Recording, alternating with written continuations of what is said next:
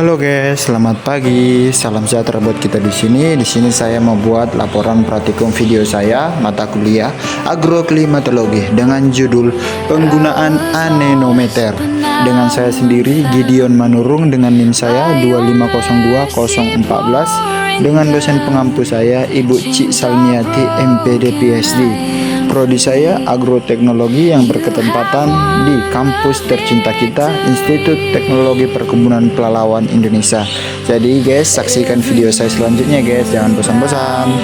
Baik, kita masuk ke pendahuluan. Angin merupakan salah satu parameter cuaca yang memiliki peran krusial dalam berbagai aspek kehidupan manusia, mulai dari sektor pertanian, pelayaran hingga mitigasi bencana. Untuk memantau pergerakan massa udara ini secara akurat diperlukan instrumen yang presisi, yaitu anemometer. Anemometer didefinisikan sebagai alat ukur yang digunakan untuk menentukan kecepatan angin serta dalam beberapa model arah angin. Instrumen ini menjadi standar operasional utama pada instansi meteorologi seperti Badan Meteorologi, Klimatologi, dan Geofisika atau BMKG untuk keperluan perakiraan cuaca dan penelitian iklim. Dalam 5 tahun terakhir, perkembangan teknologi anemometer berfokus pada digitalisasi dan integrasi sistem pemantauan jarak jauh. Penggunaan anemometer jenis mangkok atau tube anemometer masih mendominasi stasiun cuaca karena ketahanannya dalam pengukuran real time. Namun, inovasi terbaru mulai banyak mengadopsi sensor berbasis microcontroller seperti Arduino dan teknologi transmisi data nirkabel atau LoRa untuk menciptakan sistem peringatan dini yang lebih efisien dan terjangkau. Oke, selanjutnya kita masuk ke alat dan bahan. Di sini kita menggunakan alatnya itu ada anemometer dengan handphone. Jadi kedua alat inilah yang kita akan gunakan dalam pengamatan untuk kecepatan angin kita, oke guys. Oke, kita masuk ke langkah kerja. Yang pertama, kita ambil anemometer kita pencet mode, itu akan menyala, dan pastikan kita di lapangan terbuka ya guys. Kalau saya ini di depan kampus. Terus kita luruskan tangan kita sampai dengan lurus. Setelah itu kita lihat angka yang ada di anemometer itu sekitar 1,5 ya guys. Jadi itulah sampai di akurat ya guys. Jadi jangan terburu-buru. Oke guys, di sini saya langsung mencobanya sendiri guys. Jadi saya akan praktekkan sendiri seperti video di layar.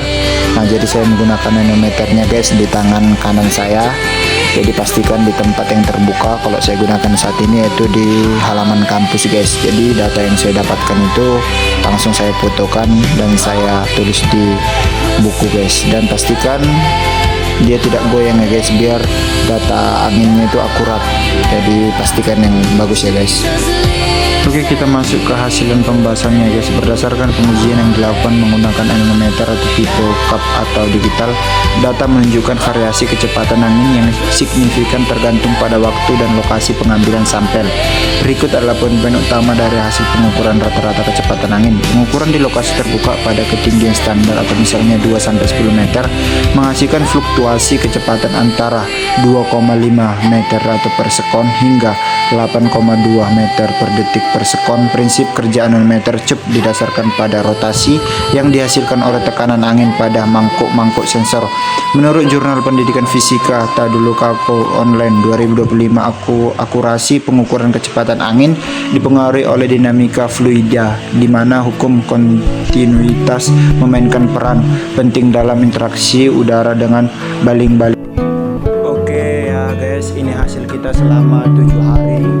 Jadi hasil anemometer selama 7 hari itu bisa kita perhatikan. Dari hari pertama itu Rabu 15 April itu kita mendapatkan angin lemah yang dimana pagi itu 1,2 meter per detik atau per sekon, siangnya itu 3,5 meter per detik atau per sekon, dan sorenya itu 1,8 meter per detik per sekon. Jadi itu termasuk angin lemah. Jadi kalau kita kalkulasi teman-teman, jadi yang paling banyak dominannya itu yaitu angin lemah mulai dari hari pertama, ketiga, keempat sampai dengan hari yang ketujuh.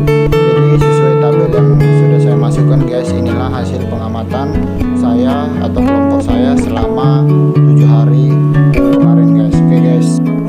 Oke kita masuk di akhir ada kesimpulan. Anemometer mampu memberikan data kecepatan angin yang akurat dengan nilai rata-rata 3,76 meter per detik per sekon pada lokasi pengujian. Faktor lingkungan seperti hambatan fisik dan ketinggian pemasangan sensor menjadi variabel utama yang memengaruhi hasil pembacaan alat. Teknologi anemometer digital saat ini sangat efektif untuk monitoring lingkungan karena kemampuannya menyajikan data yang presisi dan cepat. Oke guys, sekian video dari saya. Kurang lebihnya saya mohon maaf. Saya ucapkan banyak-banyak terima kasih. Jangan lupa subscribe dan like video saya biar saya lebih berkembang lagi membuat video. Dadah, see you next guys.